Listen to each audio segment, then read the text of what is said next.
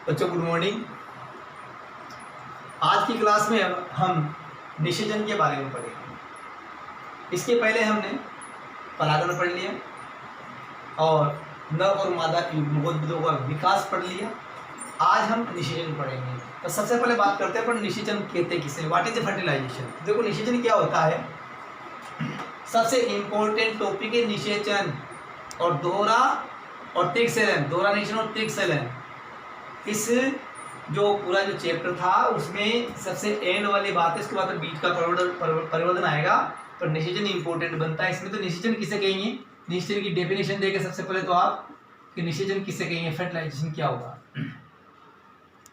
देखो नर व मादा युग्मकों के संलयन प्रक्रिया को निषेचन कहते हैं। ठीक है, छोटी सी डेफिनेशन, नर और मादा युग्मक यानी कि ये नर युग्मक और ये मादा युग्मक, इनके संलयन की जो प्रक्रिया होगी वो क्या कहलाएगी, निषेचन कहलाएगी। ठीक है, ये है निषेचन। अब निषेचन कब होता है, परागण की क्रिया में।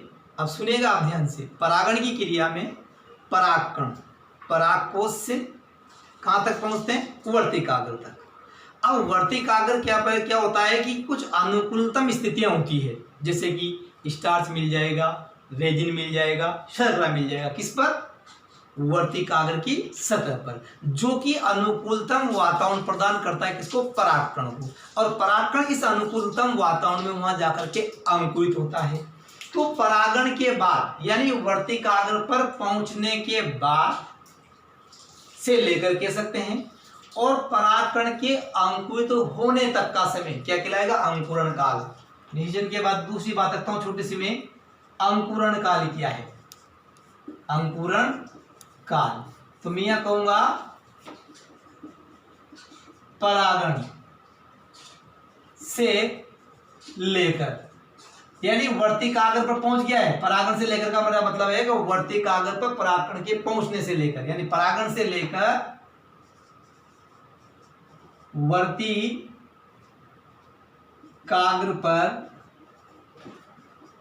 परागकण अंकुरण में लगा समय क्या कहलाएगा, अंकुरण काल कहलाता है। लगा समय अंकुरण काल कहलाता है, अंकुरण काल कहलाता है। ठीक है, ये बात होगी अपने अंकुरण काल की भी, अंकुरण काल क्या होगा।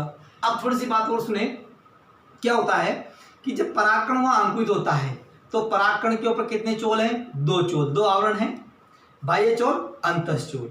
तो अंतःचोल क्या बनाता है, पराग नलिका बनाता है। अंतःचोल परागकण का अंतःचोल पराग नलिका बनाता है। पराग नलिका कहां से आउट होती है, कहां से बाहर निकलती है, जनन छिद्र से, जर्मिनल पोर्स से। जो परागकण के ऊपर 2 से 3 जनन छिद्र होते हैं उनमें होकर के कौन बाहर निकलती है, पराग नलिका। और पराग नलिका किसने बनाई, परागकण के अंतःचोल ने। अंतःचोल ने जिस प्रकार से, मान लो ये अपना परागकण है और इसके ऊपर ये आपकी आउटर लेयर है, और इस अंतःचोल में ये अंदर का चोल और ये बाहर का चोल। तो बाहर के चोल से यहां से ये अंदर से इस प्रकार से अंतःचोल ने क्या बना दी, पराग नलिका बन चुकी है ये। और कहां से बाहर निकली है, जनन छिद्र से बाहर निकलेगी। अब कंडीशन क्या होती है कि इस परागकण से निकलने वाली जो पराग नलिका है वो एक पराग नलिका भी हो सकती है, यानी एक भी निकल सकती है, तो उसे एक नलिकीय बोलेंगे। और यदि एक से ज्यादा पराग नलिकाएं बन जाती है तो उसे बहुनलिकीय बोलेंगे। अच्छा, एक नलिकीय जनरली प्लांट से मिलती है, परागकण से एक ही पराग नलिका निकलती है जनरली, तो उसे बोलेंगे एक नलिकीय बना पराग नलिका। और जबकि एक से अधिक अगर निकल रही है तो ऐसी स्थिति में बोलेंगे उसको बहुनलिकीय। और ऐसा किसमें देखने को मिलेगा, कुकुरबिटेसी कुल में, खीरा, खरबूजा, काकड़ी, तरबूजा जो होते हैं उसके अंदर आपको देखने को मिलेगा कि एक परागकण के अंकुरण होने से एक से अधिक पराग नलिकाएं बनती है। हाँ, एक से अधिक बन सकती है, बहुनलिकाएं हो सकती है, लेकिन बाद में सब अपाशित हो जाती है, केवल एक ही आगे तक वृद्धि करती है। अब मैं बात करूं कि इस परागनलिका की वृद्धि कैसे होती है। परागनलिका की वृद्धि, तो परागनलिका की वृद्धि किसमें होती है? वर्तिका में। जितनी लंबी वर्तिका होगी, जितनी लंबी वर्तिका होगी उसकी, ये वर्तिका, तो जितनी लंबी वर्तिका होगी उतनी लंबी कौन होगी? परागनलिका भी होगी। मक्का में सबसे ज्यादा 450 cm के समथिंग होती है मक्का के अंदर परागनलिका की लंबाई। तो एक बात और देखिए यहाँ पर कि ये जाति कैसे होगी। तो देखिए मैक्सिमम पौधों में तो जैसे लिलियम, एक चीज बता दूं मैं आपको, स्ट्रासबर्गर साइंटिस्ट का नाम है। 1884 के अंदर सबसे पहले क्या इस निषेचन की अध्ययन किया था? किसमें किया था? लिलियम पादप में। लिलियम पादप में स्ट्रासबर्गर ने सबसे पहले निषेचन का अध्ययन किया था। प्रथम निषेचन का अध्ययन स्ट्रासबर्गर द्वारा किया गया था, जो निषेचन में याद रखने वाली बात है 1884 के अंतर्गत लिलियम पादप पे किया था। तो लिलियम पादप में क्या होता है? श्लेष्मा भरा होता है और श्लेष्मा होता है, अंदर से खोखली होती है, तो परागनलिका इजीगोइंग चली जाती है। और जिनके अंदर मान लो पराग जो वर्तिका जो क्या है सॉलिड होती है, ठोस होती है, तो ऐसी स्थिति में क्या होता है कि इसके अंदर पेक्टिनेज एंजाइम पाया जाता है। कौन सा एंजाइम?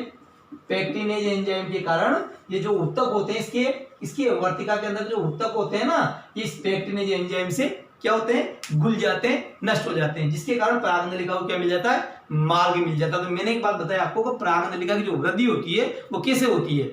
वो ऐसे होती है कि परागनलिका के अंदर जो वर्तिका है उस वर्तिका में पेक्टिनेज एंजाइम पाया जाता है। ये उन कोशिकाओं को घोल देता है, डिस्ट्रॉय करता है, जिससे कि जगह मिल जाती है और कुछ वर्तिकाओं में सेल्स के बीच में होकर के परागनलिका जा सकती है। तो हम बात करें परागनलिका की वृद्धि किसमें हो रही है? वर्तिका के अंदर। किधर की तरफ जा रही है? ये अंडाशय की ओर जा रही है, फिर बीजांड में जाएगी। तो यहाँ पर एक बात और समझने की होती है, रसायनु चलन या रसायनु अनुवर्तन किसे कहते हैं। अच्छा, परागनलिका की वृद्धि हमेशा कैसे होती है? एक दिशीय। मैं बात करूं परागनलिका वृद्धि, ठीक है।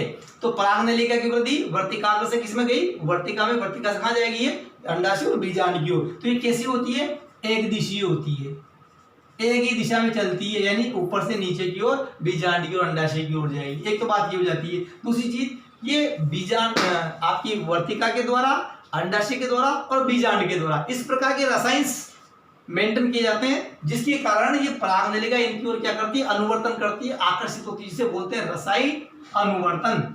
रसायन अनुवर्तन। परागनलिका क्या करती है?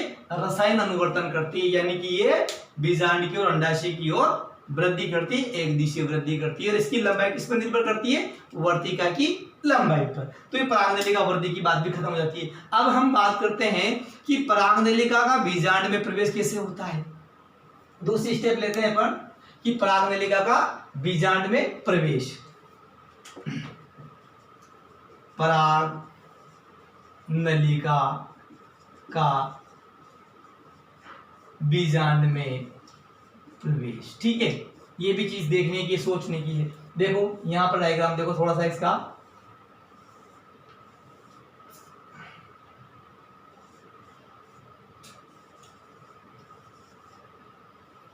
ये परागनलिका है, यहां से परागकण को परागनलिका जाएगी। अब ये बीजांड में जाएगी। अब बीजांड का चित्र अपन ने पहले देखा था इस प्रकार से,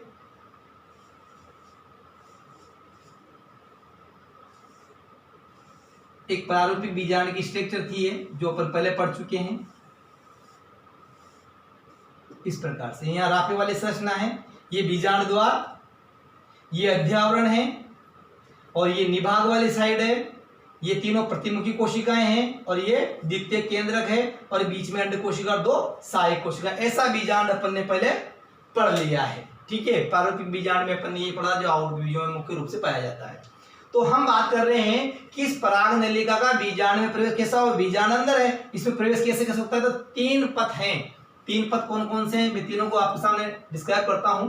सबसे पहला बात करूं तो बीजांड द्वारीय। कौन सा पथ? बीजांड द्वारीय प्रवेश।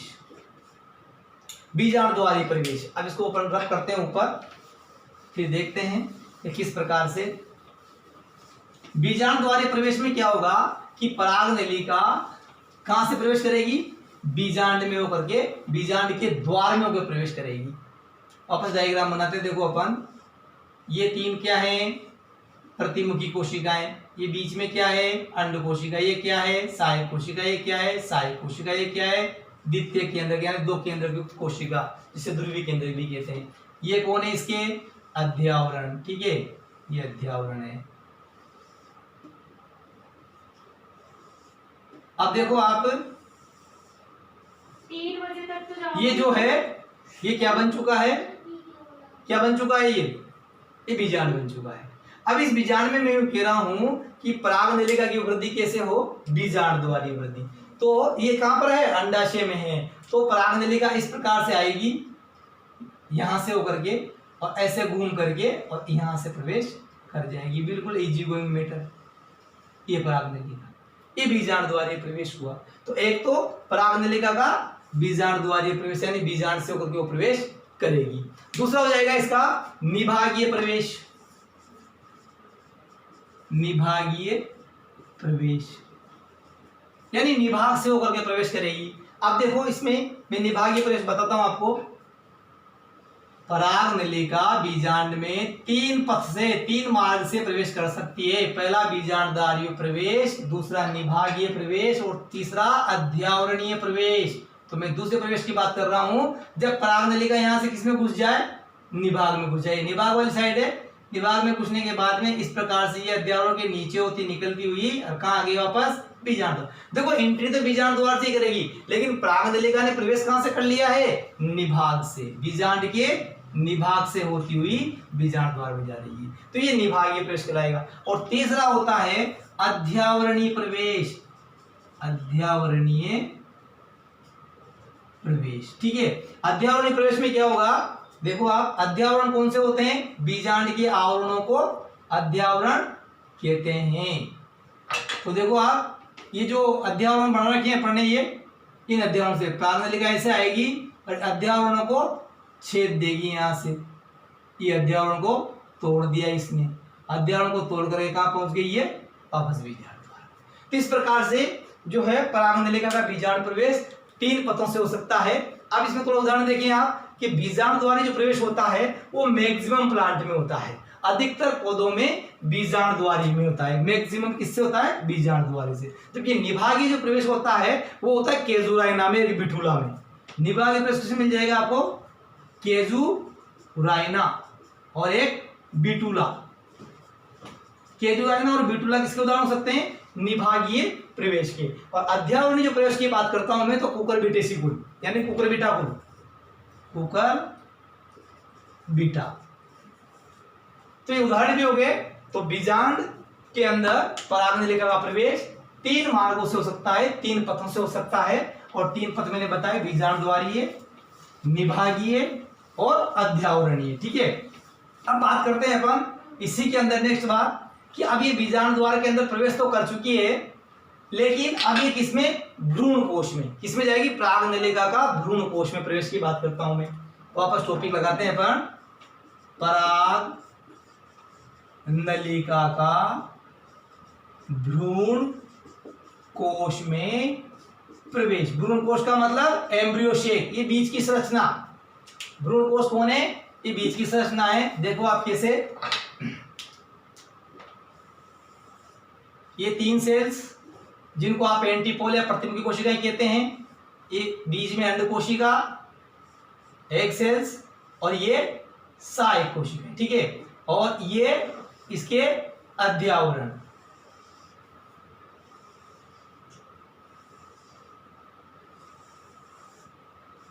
ठीक है। ये वाला बीजांड बना दिया आपने, ये निभाग वाली साइड, ये बीजांड द्वार वाली साइड, और ये द्वितीय केंद्र वाली जगह। अब आप ये कह रहे हो, ये वाला जो बीच का स्ट्रक्चर है, ये वाला, ये क्या है, इसका भ्रूण कोश है, ठीक है। अभी निषेचन नहीं हुआ है, ये भ्रूण कोश है।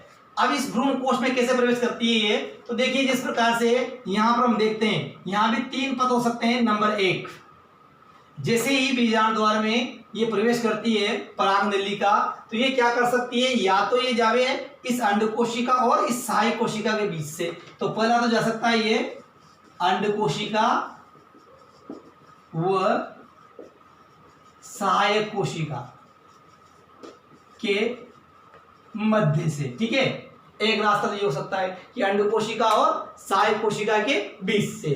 अगर ये यहां से नहीं जाती है, इस वाले जगह से, ये अंड कोशिका है और ये सहायक कोशिका, इसके बीच से नहीं जाती है, तो ये कहां से जा सकती है? सहायक कोशिका और भित्ति के बीच से, क्योंकि इधर कौन आएगी?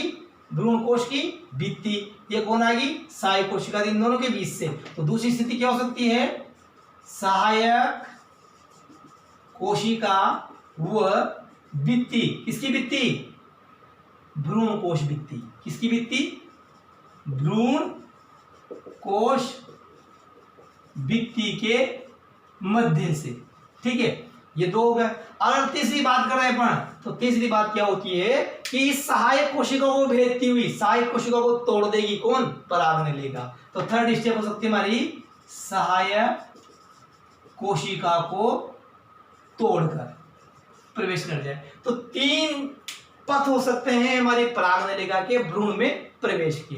बीजांड में प्रवेश के भी 3 पथ थे और भ्रूण के अंदर परागनलिका के प्रवेश के भी 3 पथ है। या तो अंड कोशिका सहायक कोशिका के बीच से निकले, या सहायक कोशिका और भ्रूण कोश भित्ति के बीच से निकले, या फिर सहायक कोशिका को तोड़ती हुई भेदती हुई अंदर चली जाए, ये हो सकती है बात। अब आगे बात करते हैं अपन कि जैसे ही अंदर जाती है, इसको भेद करके अंदर जाती है, परागनलिका क्या होती है? फट जाती है आगे से।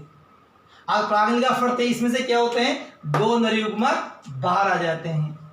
2 नरयुग्मक बाहर आ जाते हैं। तो पहला नरयुग्मक तो इस अंड कोशिका से क्या कर लेता है? संलयन कर लेता है। पहला नरयुग्मक किससे संलयन कर लेता है? अंड कोशिका से। यानी नरयुग्मक मादा युग्मक से जुड़ जाता है तो क्या कहला जाता है? निषेचन। और ये वास्तविक निषेचन कहलाता है।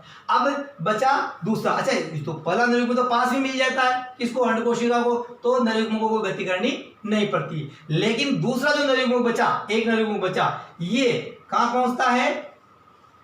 द्वितीय केंद्र को, ध्रुवीय कोशिका में, जिसमें 2 केंद्र पहले से पड़े हुए हैं, वहां पहुंचता है। तो इसको यहां से यहां तक पहुंचने में द्वितीय केंद्र को कौन सी गति करनी पड़ती है? अमीबीय गति करता है।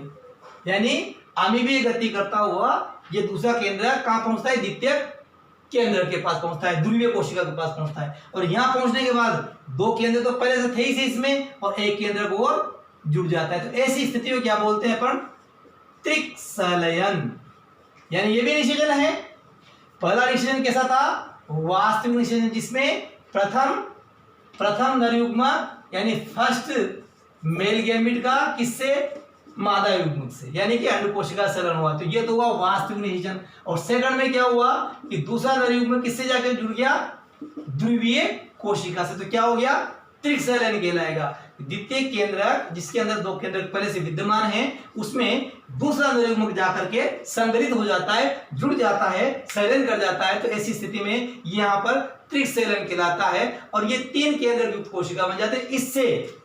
इससे बहुत इंपॉर्टेंट बात, जो त्रिक संलयन होता है, इसके कारण क्या बनता है? किसका निर्माण होता है? भ्रूण पोष। इसका निर्माण होता है भ्रूण कोश का। और ये भ्रूण कोश क्या करता है? परिवर्तित होते हुए भ्रूण को पोषण देता है। क्योंकि भ्रूण तो किससे बनेगा? प्रथम निषेचन से। प्रथम निषेचन जो हुआ नरयुग्मक का मादा युग्मक यानी अंड कोशिका संलयन को जो वास्तविक निषेचन कहलाता है, उससे तो क्या बन गया? आपका जायगोट बन गया। और जायगोट से क्या बनेगा? भ्रूण बनेगा युग्मनज से। लेकिन ये जो त्रिक संलयन हुआ है, जो दूसरा निषेचन हुआ है, उससे क्या बनेगा? भ्रूणपोष बनेगा। ये भ्रूणपोष क्या करेगा? इस परिवर्तित होते भ्रूण को पोषण प्रदान करेगा। इस प्रकार से यहाँ कहते हैं कि यहाँ पर आवर्त बीजीपाद में दोहरा निषेचन और त्रिक संलयन पाया जाता है, जिसको अपन डिटेल से अगले क्लास में देखेंगे। किसको? दोहरा निषेचन और त्रिक संलयन को। दोहरा निषेचन क्यों कहा? मैंने बता दिया आपका, 2 नरयुग्मक है इसलिए 2 बार निषेचन हो रहा है। एक बार तो वास्तविक, एक बार त्रिक संलयन के रूप में। और दोहरा निषेचन और त्रिक संलयन हुआ है यहाँ पर, और इससे भ्रूणपोष का निर्माण हुआ है। अब हम इसी टॉपिक को यानी दोहरा निषेचन और त्रिक संलयन को डिटेल्स में अगली क्लास में देखेंगे। Okay, thank you.